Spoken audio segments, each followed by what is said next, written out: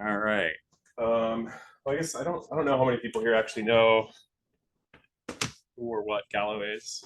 Do you want to raise your hands? Those of you who do know what Gallo is. One, two, three, four. Actually, that's surprisingly a large number of people. I guess it's because we're part of an So, um, well, for anybody who doesn't know, Gallo makes a lot of different alcoholic beverages. We're headquartered in Modesto, so right downtown, and we have about 100 and I want to say 110 to 130 different alcohol brands. So ranging from Barefoot if you're to Barefoot, High Noon. I almost brought in an empty can to show you guys that. La Marca, Apothic, things like that. But a lot of different brands that you wouldn't think belong to a huge conglomerate, but that's the company I've worked for the last 4.5 years or so. Before that, I guess let's go all the way back. I started at MJC back in 2011. I'm that old. And I started as a, a vocal performance major. And I really enjoyed doing that. Knew it wasn't going to get me kind of the income and lifestyle that I was hoping to have. And at the same time, I was still really intrigued by technology. I loved taking things apart, putting them back together, and I loved being able to fix them when possible. That wasn't always possible, especially at the beginning. Started taking some of Dale's classes, specifically Introduction to Linux and Advanced Linux. I also took the web scripting class. I don't know if it's still called the web scripting class. And then at some point we did the final projects class, which I believe this currently is. But it took me 7 years to get through MJC, about 220 odd units or so. And that was actually one of the things that Dale and I talked about that was really interesting, that it seems like the model may be changing, that we're treating junior college less as a way to find yourself and more a way to just try to get your education done as quickly as possible, which is good on some fronts, maybe not so good on other fronts. So I feel lucky that I had that amount of time, but I also had no idea what I'm doing. To some degree, I still don't know what I'm doing. So take that with a grain of salt. After MJC, went to Western Governors University. I'm not sure if that's still a relevant university, but I believe it is. It's a very affordable one, especially for me. So I was able to be lucky enough to graduate with a bachelor's degree in IT with no student debt. And that was awesome. So if you're interested in being able to graduate with a 4-year degree, whether that's software engineering or whether that's IT or something of that sort, Western Governors not only allowed me to graduate in a very short amount of time, so a year and a half instead of 2 years after MJC. There was one semester where I had a 30-unit semester, which was phenomenal, 32 units, I think. But it also allowed me to get, I think there were about 8 industry certs, so CompTIA certs, as well as the Linux Professional Institute, a whole bunch of different certifications that allowed me to put those on my resume and say, hey, I have these certifications. Maybe you can hire me now. After Western Governors, I actually came back to the YCCD. So I worked for Columbia College, which is MJC's sister college up in Sonora, for about 4 months. My role there was an instructional support specialist for distance education. So I helped everybody who was starting to do online classes. I believe this class might be a little bit of an online class as we speak. Ironically, just to find out I wasn't really being challenged, and I ended up quitting that job 4 months afterwards in October of 2019. So right before distance education became really, really, really relevant with COVID. So I'm somewhat sad I left that job because it was really comfy and I probably could have spent time doing my master's degree at the same time. But I ended up really wanting to work at Gallo. And I guess this is the part of the story where I go into Gallo. I used to, back in my MJC days, I used to cater all over Modesto. I was part of a small catering company. and we would cater events at Gallo. And they have this really cool building, which I guess I might as well show you. So that's, you can see a little bit of the interior of that building. I kind of like the career side a little bit more. So we'll do, and I'll share this online in just a moment.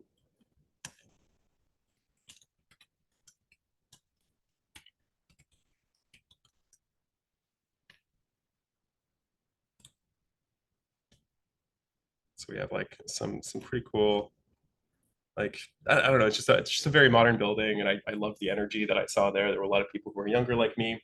Anybody who's here at MJC most likely kind of grew up in this area, and if you're like me, I went to Davis Johansen for high school, and the kinds of people who I kind of hung out with were all of the mindset that, hey, like I want to get out of Modesto. And I'm not sure if that's changed in the last decade or so, but that definitely was the case for me, that like they wanted to, as quickly as possible, kind of get out of town. And I think I built a community here in a way that like I'm not sure a lot of people did, and I feel like it's actually gotten a lot better. Maybe that's a factor of me getting older, but that's just a cool place. And let me share the screen before I get too far carried away.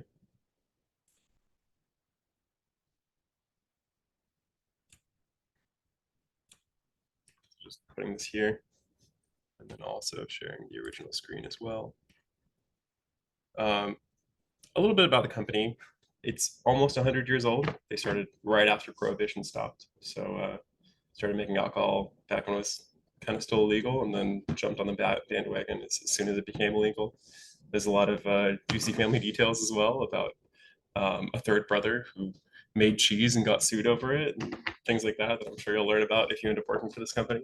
But overall, awesome company to work for. Yeah, back to what I was saying. Like, really love the culture there.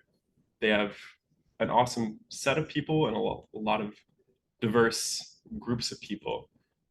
We have employee resource groups ranging from like Pride, which helps our LGBT plus people and their allies form and grow in terms of mentorship. We have really ERGs for every sort of minority as well. So we have GAN, which is the Gallo African American Network. We have Asia, which speaks to Asia Pacific Islanders, and like we're growing awareness in a way that I feel like a lot of companies of our size aren't really doing, and I think that's also been a really cool thing to see happen, in that we're allowing people to feel at home and also bring their most authentic selves to work, which is kind of nice. So um, I'll talk a little bit about how I started at Gallo. The first role I had was that of a business analyst a uh, for our business applications team. So we did everything from content management. We had a large platform built on, actually we still have it. It's called Guentensperger by a larger company called OpenText. Built on 4 Windows Server VMs, and that is serving, I think, 7,000 out of the 8,000 people working at Gallo. About, I want to say 2.5 terabytes worth of data. I really wanted to containerize that thing, and I got really close, but our architecture wasn't ready yet. Our architecture teams weren't ready for it yet. I'll put it that way. I was able to containerize some of our other applications, but that one was the largest. So yeah, 4 Windows Server VMs. We had a large Oracle database. Had the opportunity to upgrade the software on those Windows VMs, as well as facilitate kind of the migration from one data center to AWS and things like that, which was really nice. I really enjoyed doing that.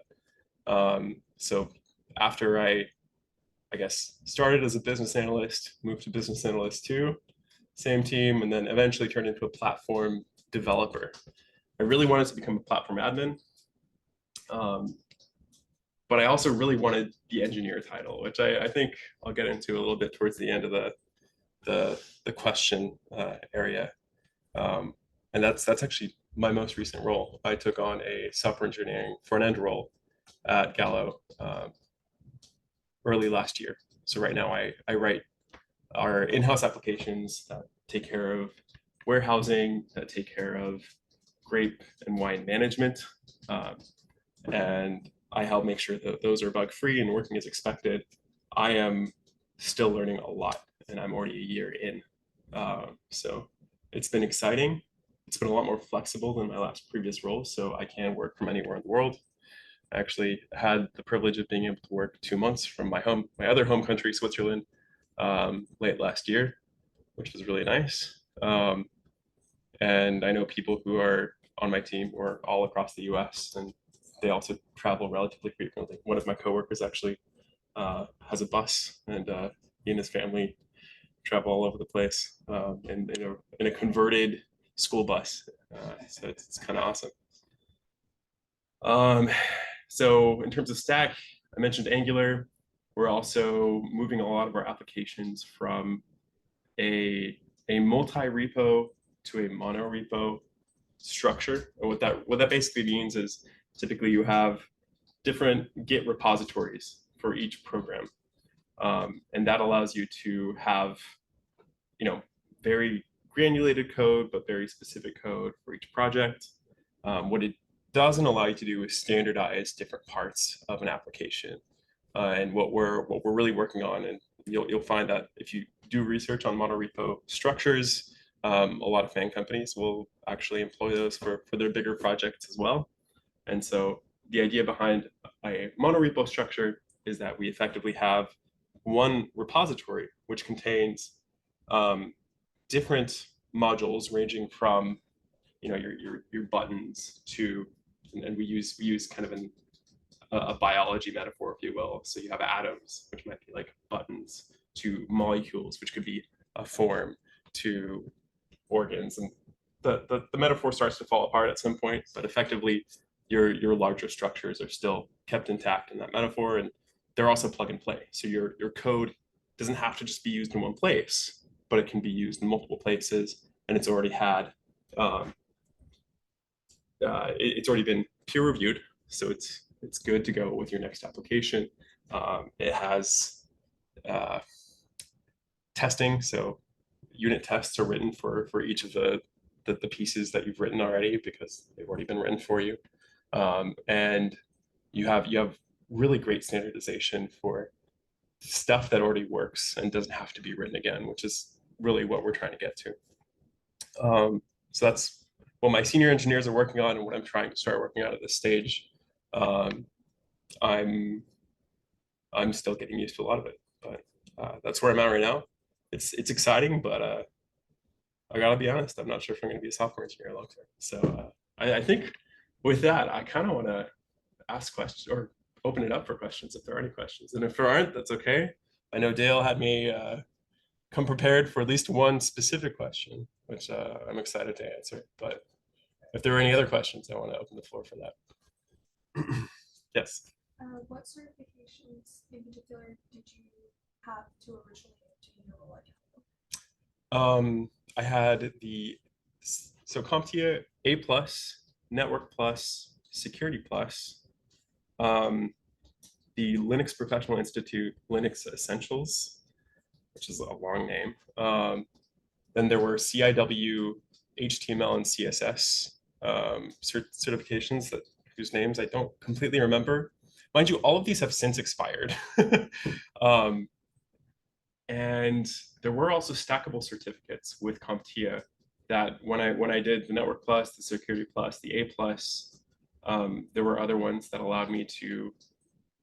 Oh yeah, there was also CompTIA Cloud Essentials. I remember that one as well. But it allowed me to stack those into 2 additional certs, even though I didn't do any extra work. I just did those underlying certs. So I can pull up that list afterwards if that's okay with you. And then since I started at Gallo, the other thing that I thought was really, really cool about this company is they allowed me to do AWS certification for free. So I did my AWS, obviously my cloud practitioner, which is the base certificate. Then the associate level certs that I have are now the associate developer cert and the associate solutions architect cert. And what I'm working towards right now is my professionals. So professional is the one after associate. I'm working on my professional DevOps certificate. So that one they didn't pay for, but they did pay for the training. So I was just kind of like, why not?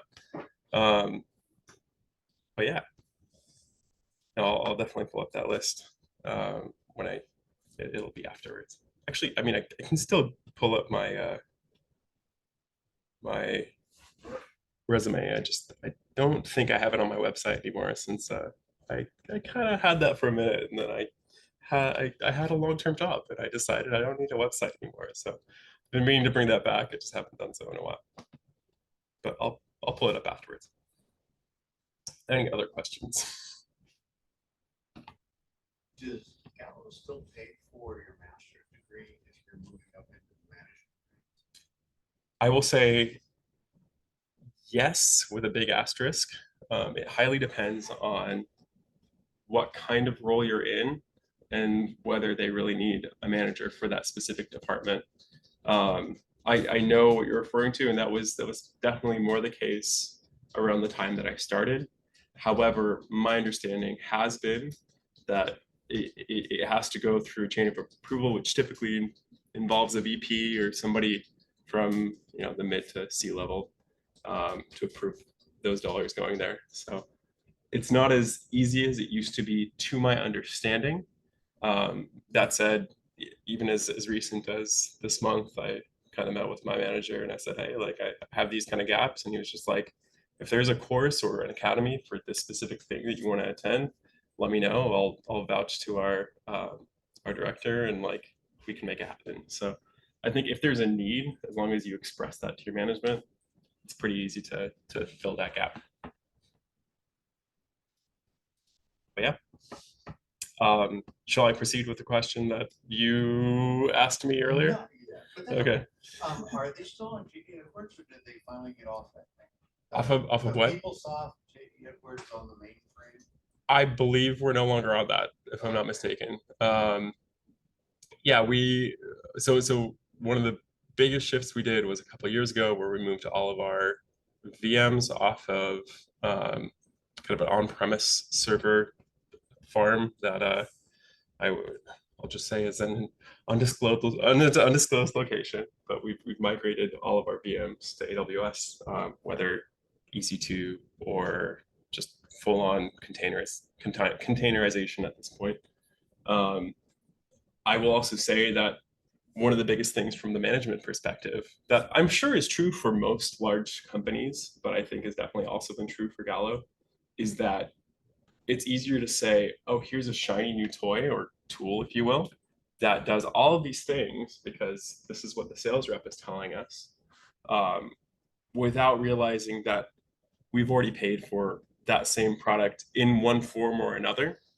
And then, either discontinuing the old one, creating a standard and making sure that both of them are actually needed, and then finally saying, here's what we go with next.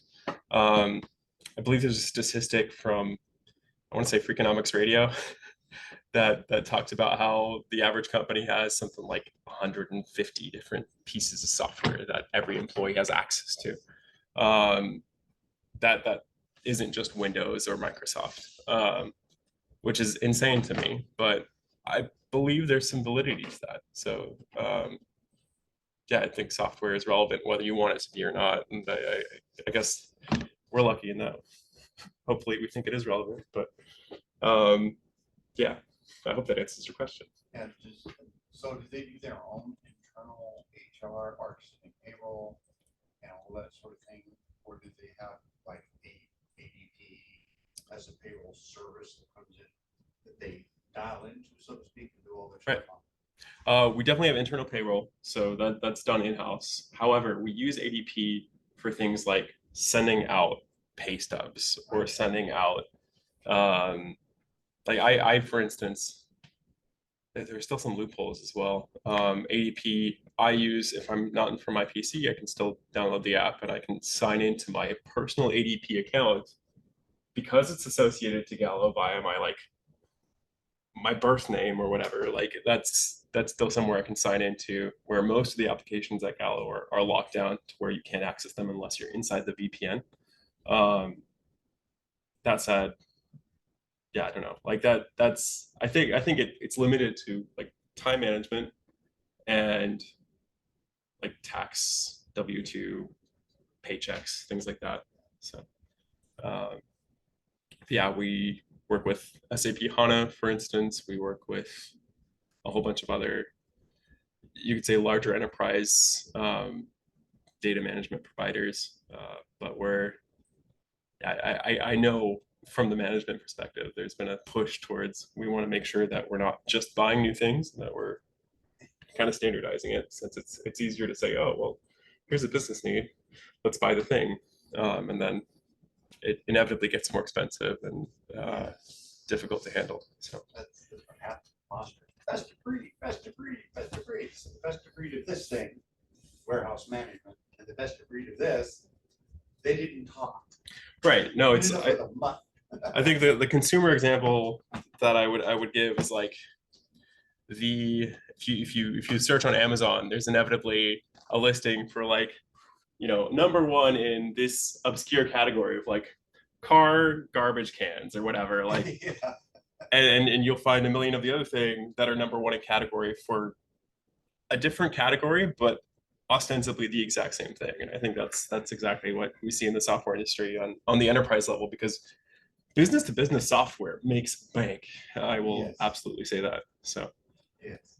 All right, so more of the infrastructure is on AWS, or what kind of so the infrastructure is, critical stuff is on AWS. I guess it's a really good point.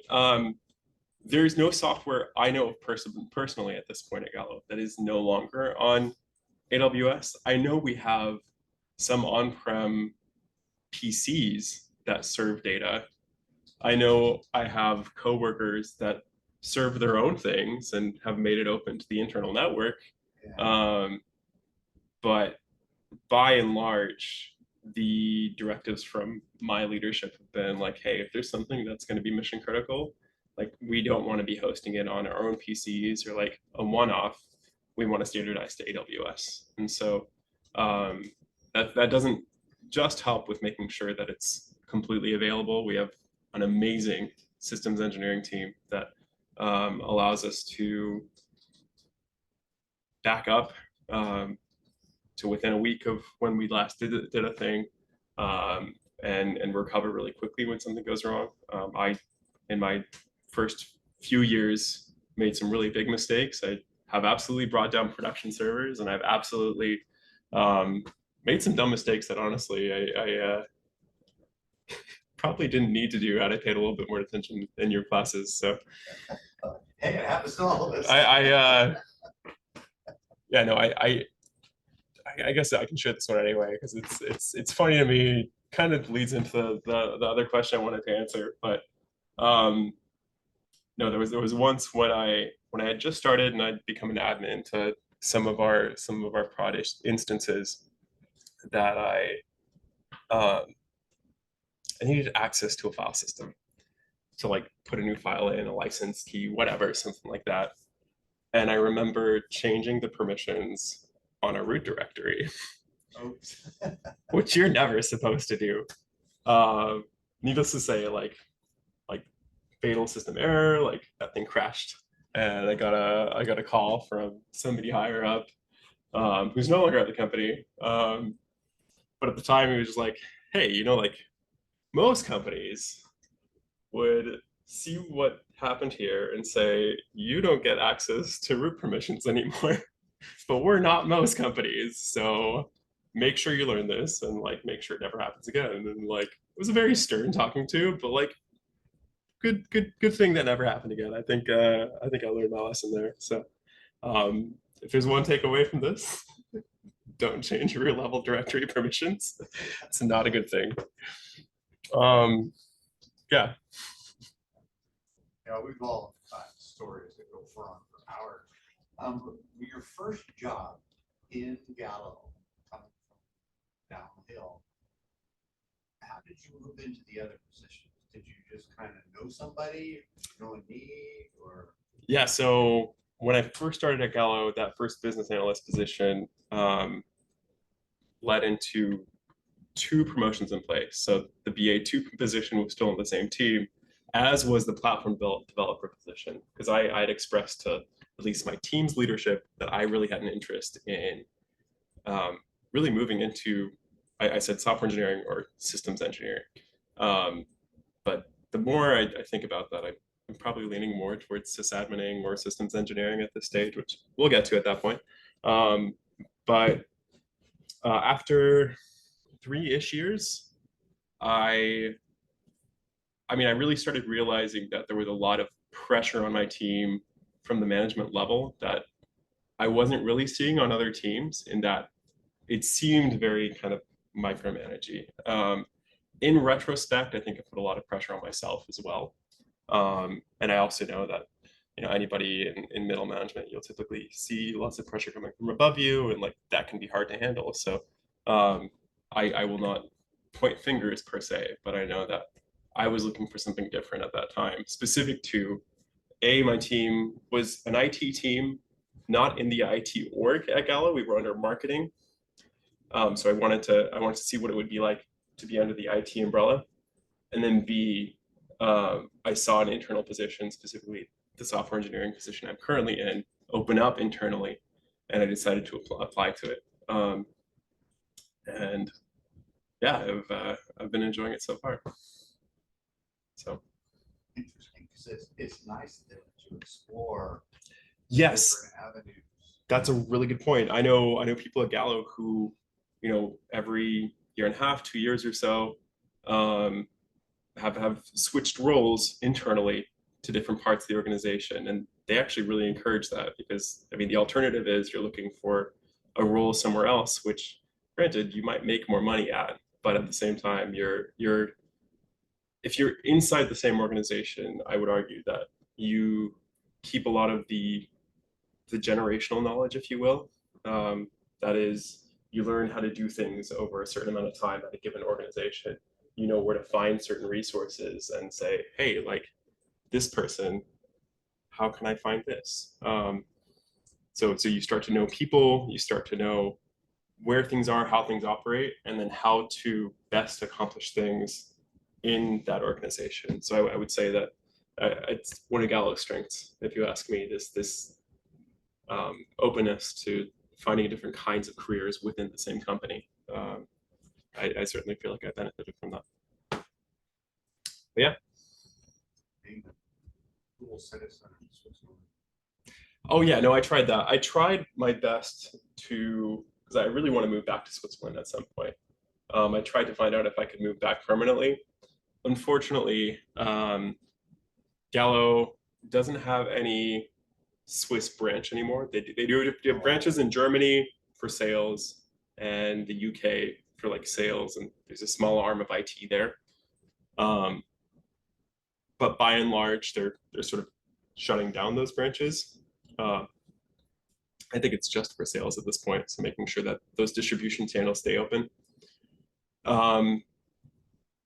If I were to move to Switzerland permanently, I would still be paying taxes in 2 places, just because that's how the US works. The US is one of those fun first world countries in which it doesn't matter where you are in the world, you're gonna pay taxes to the US if you want to remain a citizen. But second, healthcare and other benefits wouldn't be able to be carried over, just because those resources just don't exist. I have a bit of a pipe dream that I think would be awesome to, especially for the software engineering community, start to build out things that will allow global healthcare, if you will, to be reciprocated internationally among, you know, agreeing countries, if you will. The red tape is phenomenally large. I don't think it's going to happen for the next while, but for remote work, I feel like it makes a lot of sense to start considering, you know, what kinds of benefits can we offer people in the US in order for them to work from anywhere efficiently and happily. Yeah. Yes. So I know for me, I'm planning on moving to Germany. Sweet. One day, if I were to work for a company like Gallo that has a branch in Germany, would you recommend starting here and kind of transferring, applying there? How does that work? I really tried even just getting a position in the German branch of Gallo. Right now, they have about, let's say, 10 people in that branch, and they are really all dedicated to sales. I will say one of them recently quit, but they were, I think, at the VP level, if I'm not mistaken. Um, and I I don't know how easy it would be. I guess to answer your question, yeah, I had this question 4 years ago as well, and I was trying to find out what my venues were, and I ended up really just getting to the point where I looked at the org chart, I saw the people who were on that team, because talking to HR wasn't getting me anywhere, and I met with them personally, and I said like, hey, like, what has your experience been on this team? Like, how did you start here? What would you recommend for somebody like me? The answers I got were largely like, yes, it's a wonderful company to work for. I've been enjoying it. They started by means of just being in the area and finding it locally, but that it's been more and more difficult to bring on new people since it seems like the org is sort of shutting down these satellite branches, which is kind of sad. So I'm not sure how easy it would be, but I will cross my fingers for you. Yes. What she's talking about Germany is that, do you pay taxes if your employer is a US company? Or if it's a German employer, you don't pay? How does that work? It is if you're a US citizen. So if you're not a US citizen, you can work from anywhere, Yeah, and you but only pay taxes to the country you're living in. I will say, I guess that's a good point. So W-2s, those taxes do go somewhere anyway. And in the US, we have tax returns. Yeah. That's a wonderful question. I'm not actually sure about that. Because my parents want to move back to Chile, and I'm thinking of going with them, help them settle down. Yeah. And then I'll be going, so I was thinking, I'm a US citizen, I have dual citizenship. Okay. So if I was working for a Chilean employer, would I have to pay US taxes? Yes. You wouldn't have to pay as much. So it depends on tax agreements. I spoke with a tax accountant when I was in Switzerland to like discover what this would look like. My understanding is that I would pay slightly fewer taxes. So state taxes wouldn't be part of this. And I think there is some sort of tax agreement between the US and Switzerland to where I'm only paying a percentage of my taxes. In the US, like 25%, if I'm not mistaken. But I would absolutely still be paying taxes. I mean, if to answer your previous question, if you were working for an American company and say you were just moving, helping your parents move, you don't have to declare that you're living in another country to help them move, even if it's for, 6 months out of the year. I would just say, hey, like, my permanent address is in Modesto. I've never been gone or whatever. Like I don't. This is not legal advice, but that's what I would do if I were in your shoes. You know what they always say, some people like America, go to Mexico, fly from Mexico. Don't fly from the US. I know a lot of people at Gallo who do work from Mexico full time. And I'm not even sure how that works. I think, again, yeah, there are legal gray areas, I'm sure, but it is much more affordable to live in certain countries that is not here. So yeah, yes. You can actually get a tax credit working for an American company as long as you reside within a certain country for so long. So you would pay virtually no taxes for the US. You would just have to talk to a certain tax account. Yeah. Cool. You done anything with the shop floor automation or know people that work on some of that stuff? Because I know a lot of the glass plant from 25 years ago to where it is today. Right. Is so much more automated. It is a lot more automated. Actually, that's one of the things that if you ever get to work with this company or know somebody who does work with this company, I would absolutely recommend getting a Modesto campus tour. They put you on a big, huge bus that drives through our warehouse, where you'll also see trains inside of the warehouse. It is absolutely enormous.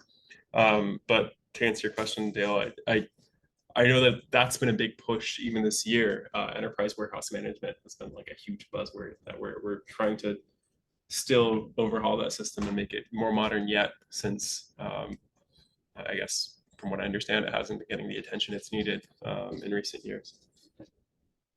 Warm with glass is always the push, isn't it? That is probably the push, but I'm not, I don't have any visibility into it, so I really don't know. Yeah. So, yeah, cool. Well, yeah, I mean, I think there's time for the one more question, if that's all right. Sure. So, Dale wanted me to come prepared with the question. If I'm not mistaken, it was, if I were to do one thing differently, knowing what I know now, what would that be? Do I have that question correct? Yeah. That works. And I kind of went back and forth on this. I mean, obviously, don't change your root directories on your Linux. Don't change those permissions. But I think beyond that, I'll give a little bit more backstory. Right after I graduated from Western Governors, there were also 2 full-time positions open with the district. These are called classified positions that work for not necessarily MJC or Columbia College, but work for everybody. And one of those positions was a business analyst position. The other one was a programmer analyst position. And I remember really being sort of enamored by the programming analyst position. And so I asked, actually, I think I asked you, Dale, which one should I go for? And I think you told me at the time, you're going to enjoy the business analyst position more. And I was angry about that advice, if I'm being honest. I never told you that, but I was angry about it because I really wanted to kind of be smart enough. I wanted to, yeah, there was a level of, nah, I want to do what I want to do and like whatever.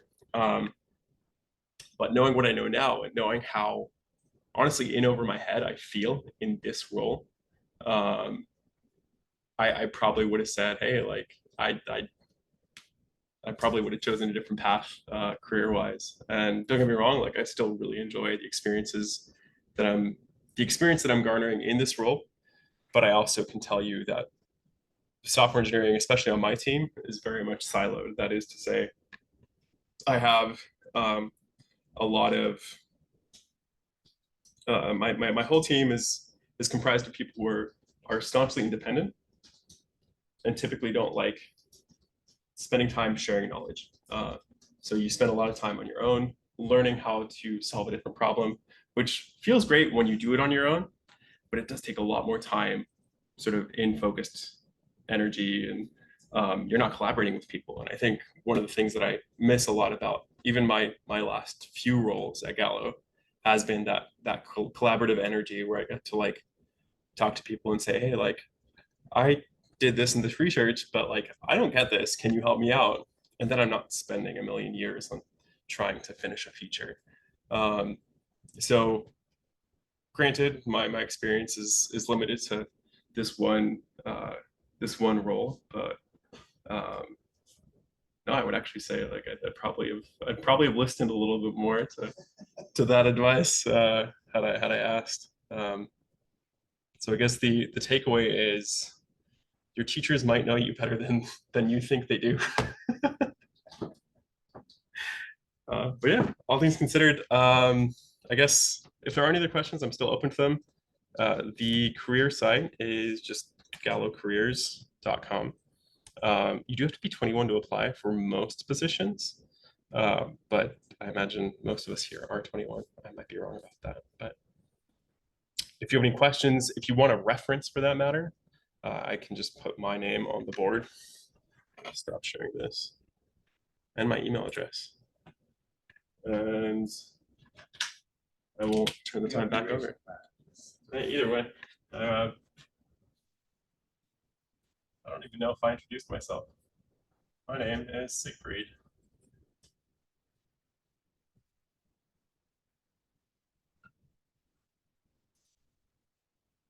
And then For the email address, it's just my first name, last name at ejgallo.com.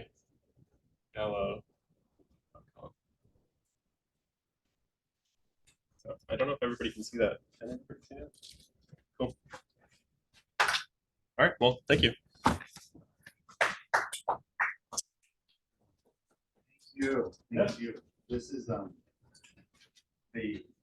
I'm gonna tell some Gallo stories Sure. because it fits into the dovetail of what we're doing here. And when I got hired at Foster Farms in '97, around '98, they got rid of the mainframe that they had at the time. Foster's hired all those old mainframers because Foster still runs the mainframe. They have 30 years of COBOL code on flock scheduling. No, well, closer to 50 years. And it runs as a black box.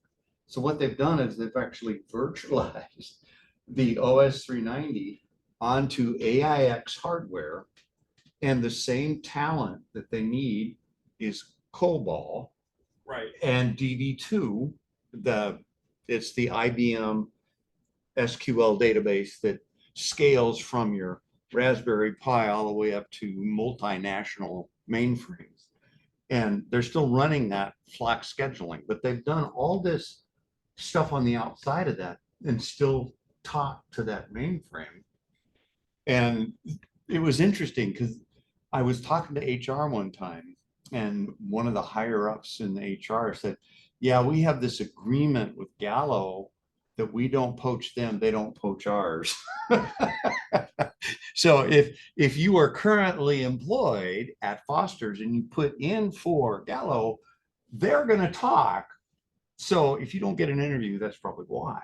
Yeah. So there's That's really interesting. yeah, and that's now that Foster's is public, I don't know if that's still the case. But when they were private, that was definitely the case. I feel like, was there a whole thing about anti-compete in the last 2 years that we're not allowed to do anti-compete in California anymore or something like that? So Yeah, I would imagine this is part of that. yeah. There's and being Gallo's still private, so there's a lot of information they can keep under wraps that they don't want people to know, which is fine, but when you have your finger on the pulse of the company, you can figure that stuff out. But tell me about that Chat GPT high level. So one of the things at my company, I'll stand up again, we have within the last year licensed a version of ChatGPT, including GPT